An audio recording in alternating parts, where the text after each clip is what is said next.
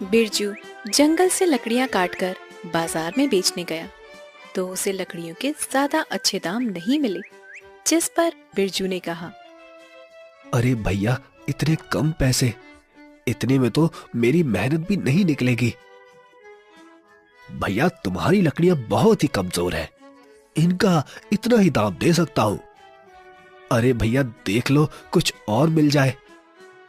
नहीं नहीं भैया, अच्छी लकड़ियां लाओ, तभी अच्छा दाम मिलेगा।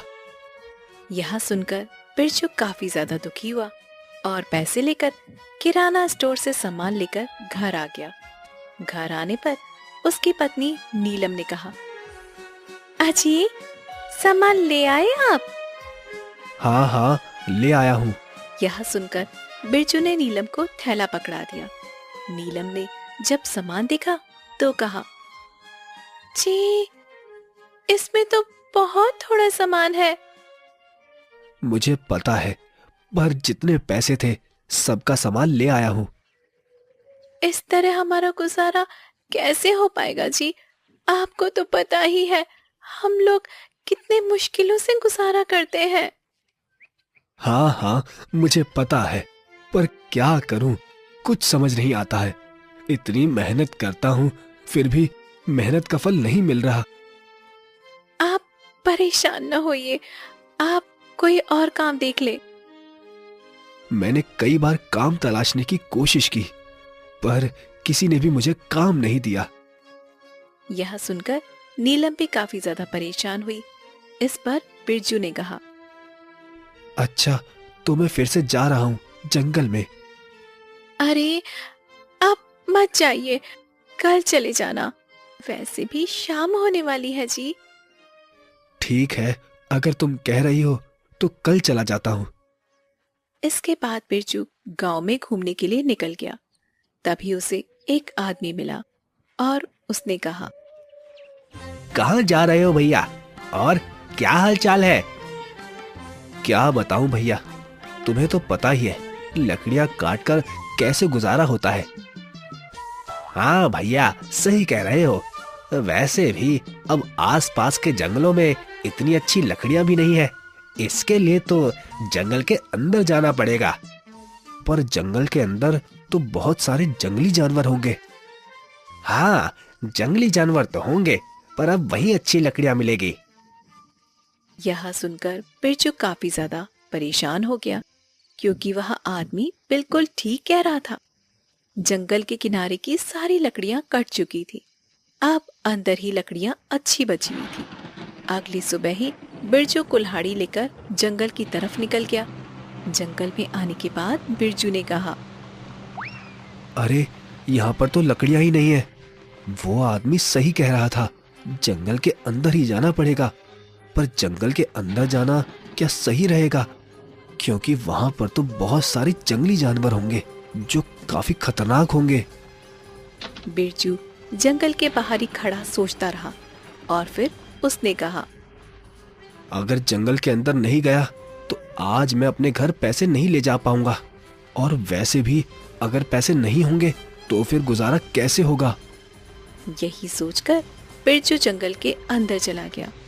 थोड़े अंदर जाने के बाद उसने इधर उधर पेड़ देखे, पर उसे कोई भी अच्छा पेड़ दिखाई नहीं दिया। अरे, यहाँ पर भी कोई मजबूत पेड़ दिखाई नहीं दे रहा है जिससे मैं लकड़ियां काट कर ले जाऊं। लगता है और अंदर जाना पड़ेगा। यही सोचकर बिरजू और जंगल के अंदर आ गया, पर उसे डर भी लगने लगा था, क्योंकि यहाँ पर जंगली जानवर हो सकते थे। तभी उसे एक आवाज सुनाई दी, बचाओ बचाओ, कोई तो मुझे बचाओ। आवाज को सुनकर बिरजू काफी ज्यादा हैरान हो गया। अरे, इस जंगल में ये किसकी आवाज है? यही सोचकर बिरजू उसी आवाज की तरफ चला गया तो उसने देखा एक जाल में तोता फंसा हुआ था। उस तोते को देखकर बिरजू ने कहा, अरे, तुम तो तोते हो। हाँ हाँ, मुझे बचाओ, आजाद करो मुझे। पर तुम्हें यहाँ कैद किसने किया है? वो सब मैं बाद में बताऊंगा, पहले मेरे प्राणों की रक्षा करो, वरना मैं मर जाऊंगा। तोते को इस तरह जाल में बंद देखकर बिरजू ने उसे आजाद कराया। आजाद होते ही तोता एक राक्षस में बदल गया, जिसे देखकर बिरजू बुरी तरह से डर गया। अरे तुम तो राक्षस हो। हाँ सही कहा, मैं राक्षस हूँ और अब मैं तुम्हें खा जाऊंगा। ये तुम क्या कह रहे हो? मैंने तो तुम्हें आजाद ही कराया और तुम मुझे ही खा जाओगे। ठीक है, तो मैं तुम्हें आज नहीं खाता हूँ, पर अगर तुम कल दिखाई दिए तो मैं कल तुम्हें मार डालूंगा। यह सुनकर बिरजू काफी ज्यादा परेशान हुआ और वहां से भाग गया। जंगल से बाहर आने पर उसे एक साधु बाबा दिखाई दिए। साधु ने जब बिरजू को इतना परेशान देखा तो उसने बिरजू से कहा, क्या हुआ, तुम इतने परेशान क्यों लग रहे हो? महाराज, अभी मैं एक राक्षस को आजाद करके आया हूँ, इसी वजह से परेशान हूँ। क्या तुमने उस राक्षस को आजाद कर दिया? पर मैंने तो उसे तोता बना दिया था। यह सुनकर बिरजू ने साधु को सारी बात बताई, जिसे सुनकर साधु ने कहा, ये तो तुमने अनर्थ कर दिया है। उस राक्षस ने जंगल में कई दिनों से उत्पात मचा रखा था, इसीलिए मैंने उसे तोता बनाकर कैद कर दिया था। अब मैं क्या करूं? मुझसे तो बहुत बड़ी भूल हो गई है। तुम चिंता मत करो, उसे दोबारा फिर से कैद किया जा सकता है। यह कहकर साधु ने उसे कुछ भभूति दी और उससे कहा, ये लो भभूति और उस राक्षस के ऊपर डाल देना, जिससे वो फिर से तोता बन जाएगा। यह सुनकर बिरजू काफी ज्यादा खुश हुआ और अपने घर आ गया। अगले दिन वह फिर से उसी जंगल में गया। राक्षस ने जब बिरजू को देखा तो बिरजू से कहा, तू आज फिर यहाँ? मैंने मना किया था ना कि यहाँ मत आना। तुमने तो मना किया था, पर क्या करूं, पापी पेट का सवाल है। मुझे कुछ लकड़ियां काटनी है। लकड़ियां काटनी है? पर कैसे काटोगे? यहाँ तो बहुत बड़े बड़े पेड़ हैं। हाँ, ये तो मुझे भी पता है। जरा तुम मेरी कुल्हाड़ी पकड़ लो बस। क्यों? मैं क्यों कुल्हाड़ी पकड़ लूं? अरे, मैंने कल तुम्हें बचाया, तो क्या तुम मेरा इतना सा काम नहीं कर सकते हो? यह सुनकर राक्षस ने कुल्हाड़ी पकड़ ली और उसने कहा, अरे, ये कुल्हाड़ी तो बड़ी ही हल्की है। हाँ हाँ, बहुत हल्की है। अब जरा पेड़ भी काट दो। यह सुनकर राक्षस को काफी ज्यादा गुस्सा आया, पर कल की बात सुनकर राक्षस ने 4-5 पेड़ काट दिए और उससे कहा, लो, तुम्हारे पेड़ काट दिए हैं, अब ठीक है? हाँ हाँ ठीक है, पर इन्हें मेरे घर तक तो पहुंचा दो। मैं कैसे ले जाऊंगा? तुमने क्या मुझे अपना नौकर समझ रखा है, जो सारा काम मुझसे करवा रहे हो? नहीं नहीं, नौकर नहीं, आप तो हमारे राजा हैं। अगर आप काम करोगे तो आपका नाम होगा। यह सुनकर राक्षस उसकी बातों में आ गया और वह उसके घर तक लकड़ियां ले आया।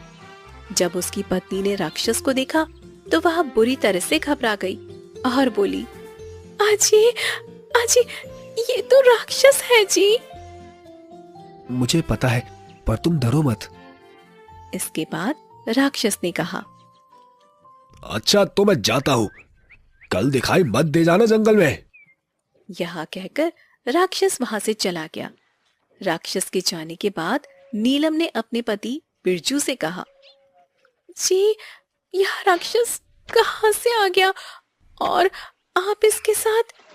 जी, मुझे तो कुछ भी समझ में नहीं आ रहा है। आप इस राक्षस के साथ कुछ बोलिए जी। तुम परेशान मत हो, ये राक्षस हमें कुछ नहीं करेगा। ऐसे कैसे नहीं करेगा? राक्षस बहुत ही खतरनाक है। आपने देखा नहीं, वह कितना गुस्से वाला लग रहा था। हाँ हाँ, मुझे पता है, पर तुम परेशान मत हो, कुछ नहीं होगा। चलो, मैं लकड़ियों को काटकर बाजार में बेच देता हूँ। आज से हम लोग अमीर हो जाएंगे। क्या? अमीर हो जाएंगे? पर कैसे? क्योंकि अब रोजाना यही राक्षस लकड़ियां काटकर लाया करेगा। राक्षस लकड़ियां काट कर लाएगा? मुझे तो यकीन ही नहीं हो रहा जी। ये सब क्या बहकी बहकी बातें कर रहे हैं आप? इसके बाद बिरजू ने लकड़ियां काटी और बाजार में बेच आया। आज उसे काफी अच्छे पैसे मिले, जिससे वह घर का सारा राशन ले आया, जिसे देखकर नीलम काफी ज्यादा खुश हुई। जी, आज पहली बार घर में इतना सारा राशन आया है। मैं बहुत खुश हूँ जी, बहुत खुश हूँ मैं। हाँ, पहली बार नहीं, अब तो आता ही रहेगा, तुम चिंता मत करो। अगली सुबह बिरजू फिर से जंगल में आ गया। जंगल में आने के बाद वह लकड़ियां काटने लगा। तभी राक्षस ने उसे देखा और उससे कहा, तेरी हिम्मत कैसे हुई यहाँ आने की? मना किया था ना, फिर भी चला आया। अरे वो तो मैं आपको धन्यवाद कहने के लिए आया था। धन्यवाद? पर मैं कुछ समझा नहीं। अरे मेरी पत्नी ने आपके लिए भोजन भेजा है, आप उसे ग्रहण कर लीजिए। नहीं नहीं, मैं सिर्फ मांस खाता हूं, ना कि ये खाना। हाँ हाँ, मैंने उसे यही बताया था कि आप मांस खाते हो, पर उसने कहा कि अगर आप ये खाना खाओगे तो आपको ताकत मिलेगी। अच्छा, ऐसी बात है। ठीक है, लाओ मैं खा लेता हूं। यह सुनकर राक्षस ने खाना खा लिया, जिसमें भभूति मिली हुई थी, और राक्षस बिरजू के वश में हो गया। इसके बाद बिरजू ने कहा, चलो अब जल्दी जल्दी लकड़ियां काटकर मेरे घर पर ले चलो। यह सुनकर राक्षस जल्दी जल्दी लकड़ियां काटने लगा और घर पर ले आया। घर पर आने के बाद राक्षस ने लकड़ियां रखी। इस पर बिरजू ने कहा, अब तुम जाओ यहाँ से। इस पर राक्षस वहां से चला गया। धीरे धीरे बिरजू इसी तरह राक्षस से काम करवाता रहा, जिसे देखकर गांव वाले काफी ज्यादा हैरान हुए कि यह राक्षस बिरजू की बात कैसे मान रहा है, क्योंकि राक्षस तो बहुत ज्यादा खतरनाक था। आखिर चक्कर क्या है? और एक आदमी ने बिरजू से कहा, अरे भाई, ये मैं क्या देख रहा हूँ? तुम्हारे साथ ये राक्षस, और वो भी तुम्हारी सारी बात मान रहा है। आखिर ये तुमने कैसे किया? यही तो कमाल है मेरा। पर बचे रहना, राक्षस बहुत ही खतरनाक होते हैं। हाँ हाँ, मुझे पता है, पर ये मेरा कुछ नहीं बिगाड़ सकता। मुझे इसकी कमजोरी पता है। अच्छा, तो इसीलिए ये तुम्हारे हर काम कर देता है। हाँ और क्या, वरना तो ये मुझे कच्चा चबा जाए। वैसे अगर तुम्हें कुछ काम करवाना हो तो बता देना, तुम्हारा भी काम करवा दूंगा। नहीं नहीं भैया, मैं तो सारे काम खुद ही कर लेता हूँ। पता लगे काम के चक्कर में राक्षस मुझे ही चबा जाए। यह कहकर वह आदमी वहां से चला गया। वहीं बिरजू काफी ज्यादा खुश हुआ। इस पर नीलम ने कहा, आप आ गए जी? हाँ, मैं आ गया। वैसे आज खाने में क्या बनाया है? आज मैंने खाने में आपके मनपसंद सब्जी बनाई है।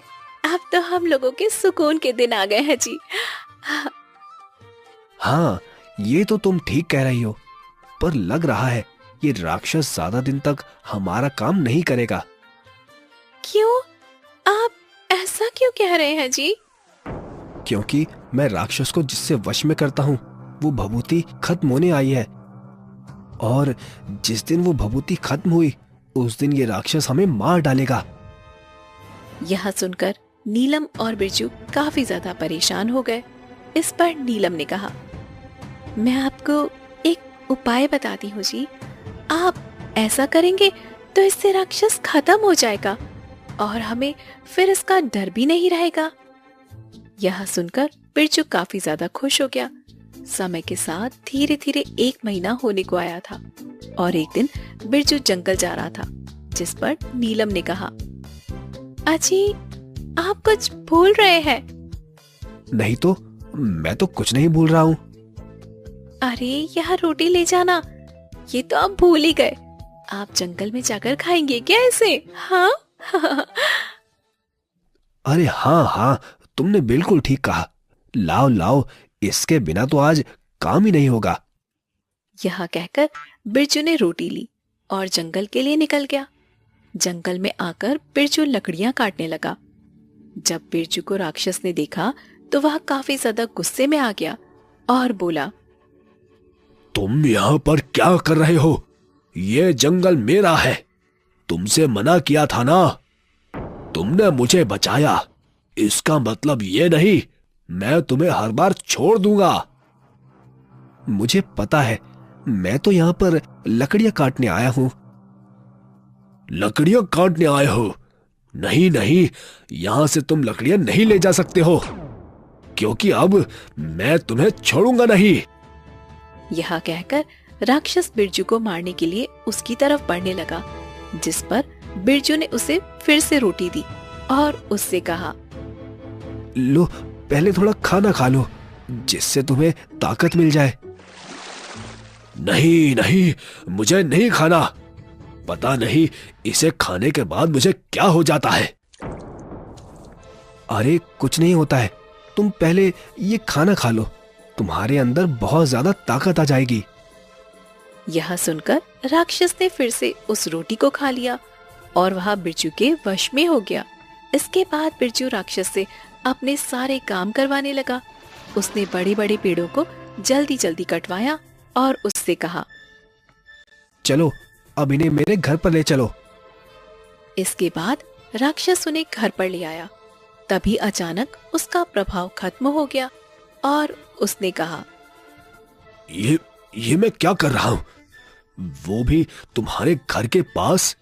तुमने मेरे साथ क्या किया? जल्दी बताओ, वरना मैं तुम्हें छोड़ूंगा नहीं। कुछ नहीं किया मैंने, पर अब मैं करूंगा। ये तुम क्या बकवास कर रहे हो? मैं तुम्हें छोड़ूंगा नहीं। यह कहकर राक्षस बिरजू को मारने के लिए आगे आया। तभी बिरजू ने भभूति को राक्षस के ऊपर डाल दिया, जिससे राक्षस फिर से तोता में बदल गया। यह देखकर बिरजू काफी ज्यादा खुश हुआ और उससे बोला, अब तुम इसी तरह तोते के रूप में भटको, तुम्हारा यही दंड है। नहीं नहीं, मुझे आजाद करो, वरना मैं तुम्हें छोड़ूंगा नहीं। नहीं, अब तुम मेरा कुछ भी नहीं बिगाड़ सकते हो। अब जाओ यहां से, ऐसे ही घूमना, तब तुम्हें पता लगेगा दूसरों को दर्द देने में कैसी पीड़ा महसूस होती है। यह सुनकर राक्षस वहां से तोता बनकर उड़ गया और अब बिरजू और उसकी पत्नी नीलम काफी ज्यादा खुश थे और अब बिरजू आराम से पहले की तरह